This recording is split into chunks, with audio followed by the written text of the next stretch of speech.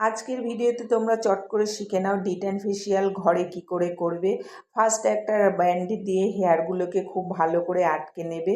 তারপর যে কোনো ক্লিনজার দিয়ে স্কিনটাকে খুব ভালো করে ক্লিন করবে। স্কিনে যদি নোংরা থাকে তাহলে কিন্তু ডিট্যান প্যাকের রেজাল্ট ভালো তোমরা দেখতে পারবে না।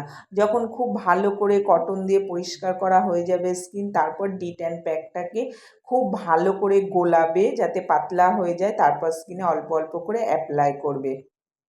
অ্যাপ্লাই করার পর 30 থেকে 40 মিনিট ওয়েট করবে। কারোর স্কিনে 20 মিনিটেও শুকিয়ে যায়, কারোর 30 মিনিট লাগে, কারোর 40 মিনিট লাগে। যার স্কিনে যতটা টাইম লাগবে সেই টাইম ধরে কিন্তু ডিট্যান প্যাকটাকে স্কিনে শোকাতে হবে। শুকিয়ে যাওয়ার পর তোমরা তো অল্প করে জল নেবে, হাতে নিয়ে সারা স্কিনটাকে ভিজিয়ে তারপর হালকা হাতে মাসাজ দেবে। কারণ ডিট্যান প্যাক শুকনো অবস্থায় যদি তোমরা তোলার চেষ্টা করো তাহলে স্কিনের প্রবলেম হতে পারে।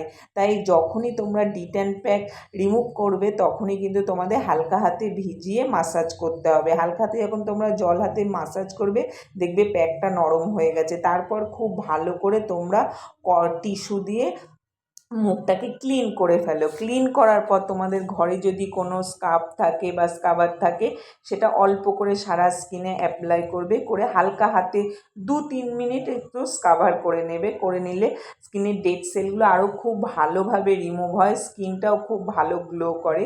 তারপর আবার তোমরা রিমুভ করে নেবে কোনো কটন হোক বা টিস্যু পেপার দিয়ে হোক, খুব ভালো করে কিন্তু রিমুভ করবে। কারণ স্কাবারের গুঁড়ো গুঁড়ো স্কিনে থেকে যায়, থাকলে মাসাজ করতে প্রবলেম হয়। তারপর রিমুভ করার পরে তোমরা অল্প করে কোনো মাসাজ ক্রিম থাকুক বা ময়শ্চারাইজার ক্রিম থাকুক হালকা হাতে মাসাজ দেবে। এই 5-7 মিনিট মাসাজ করবে।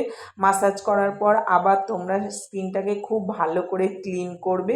করে তোমাদের ঘরে যদি কোনো সিরাম থাকে, টোনার থাকে, সেটা খুব ভালো করে 2 ফিঙ্গার দিয়ে অ্যাপ্লাই করবে। করার পর দেখো রেজাল্ট কত ভালো আসে। নিজেদেরটা নিজেরাই রিমুভ করতে পারো।